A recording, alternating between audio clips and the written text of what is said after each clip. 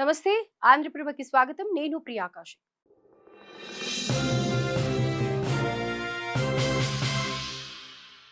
దేశవ్యాప్తంగా 5 రాష్ట్రాల్లో ఎన్నికలు జరుగుతున్నప్పటికీ ప్రతి ఒక్కరి ఫోకస్ మాత్రం పశ్చిమ బెంగాల్ ఎన్నికలపైనే ఉంది.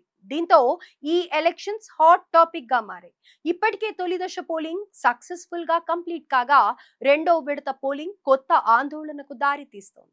తృణమూల్ కాంగ్రెస్, భారతీయ జనతా పార్టీ మధ్య పోటీ తీవ్ర రూపం దాల్చగా యూపీ సింగ్, అజయ్ పాల్ శర్మ ఎంట్రీతో హై టెన్షన్ వాతావరణం ఏర్పడింది. వెస్ట్ బెంగాల్ అసెంబ్లీ ఎన్నికల సమయంలో పొలిటికల్ హీట్ పెరిగిపోతోంది.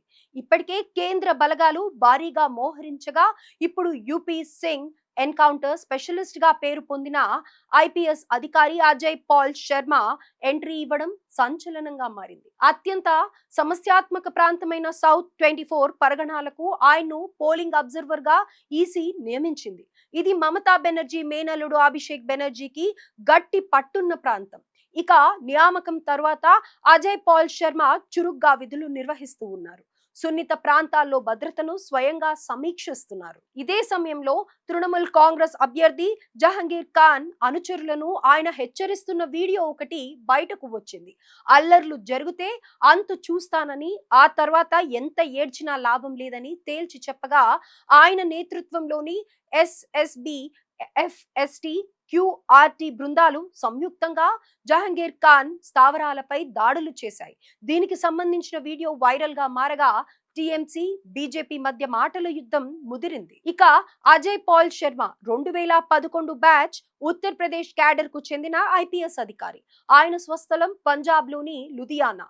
ఆయనకు దబంగ్ ఆఫీసర్ గా పేరు ఉంది. ఐపీఎస్ కాకముందు ఆయన వృత్తిరీత్యా డెంటిస్ట్. 2008లో యూపీఎస్సీకి ప్రిపేర్ అయిన ఆయన తన సోదరుడితో కలిసి సివిల్స్ కు ఎంపికయ్యారు. ప్రస్తుతం ఆయన ప్రయాగ్రాజ్ లో అడిషనల్ కమిషనర్ గా పనిచేస్తున్నారు. యూపీలో యోగి ఆదిత్యనాథ్ నాయకత్వంలో నేరరహిత పాలన కోసం ఆయన ఎన్నో కీలక ఆపరేషన్లు చేశారు. దాదాపు 9 మందిని ఎన్కౌంటర్ చేసినట్టు, 190 మందికి పైగా నేరస్తులను గాయపరిచినట్టు రికార్డులు చెబుతున్నాయి. అందుకే ఆయనపై ఎన్కౌంటర్ స్పెషలిస్ట్ అనే ముద్ర పడింది. 2018లో రాంపూర్లో చిన్నారి అత్యాచారం, హత్య కేసులో నిందితుడిని పట్టుకునే క్రమంలో జరిగిన ఎన్కౌంటర్ తో ఆయన పేరు దేశవ్యాప్తంగా మారుమోగింది. నేరస్తులను పట్టుకోవడమే కాదు, సొంత శాఖలోని అవినీతి పరుల ఆట కట్టించడంలోనూ ఆయన ముందుంటారు. అయితే అజయ్ పాల్ శర్మపై అనేక వివాదాలు కూడా ఉన్నాయి. ఆయన చేసిన కొన్ని ఎన్కౌంటర్లు బూటకమని ప్రతిపక్ష సమాజ్వాద్ పార్టీ ఆరోపించింది. అలాగే బదిలీల కోసం పైరవీలు చేశారని, క్యాష్ ఫర్ పోస్టింగ్ స్కామ్ లో ఆయన ప్రమేయం ఉందని టీఎంసీ కూడా విమర్శలు చేస్తోంది. ఇప్పుడు బెంగాల్ ఎన్నికల బరిలో అజయ్ పాల్ శర్మ రాక తీవ్ర కలకలం సృష్టించింది. అది కూడా టీఎంసీకి బలమైన కోటగా ఉన్న సౌత్ 24 పరిగణాలకు రావడం పొలిటికల్ గా కాకరేపుతోంది. ఈ విషయంపై టీఎంసీ అభ్యంతరం వ్యక్తం చేస్తోంది.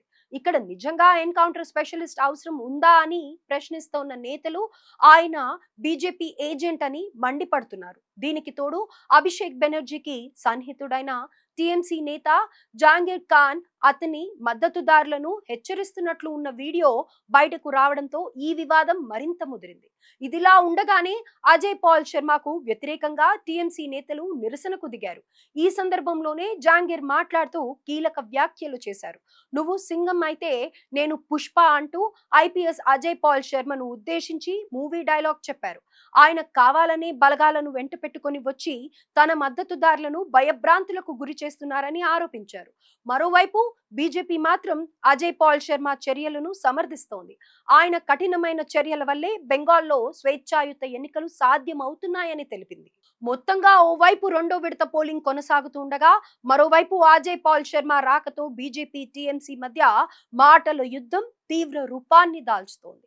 ఈ క్రమంలోనే వెస్ట్ బెంగాల్ రాజకీయాలు ఉత్కంఠంగా మారాయి.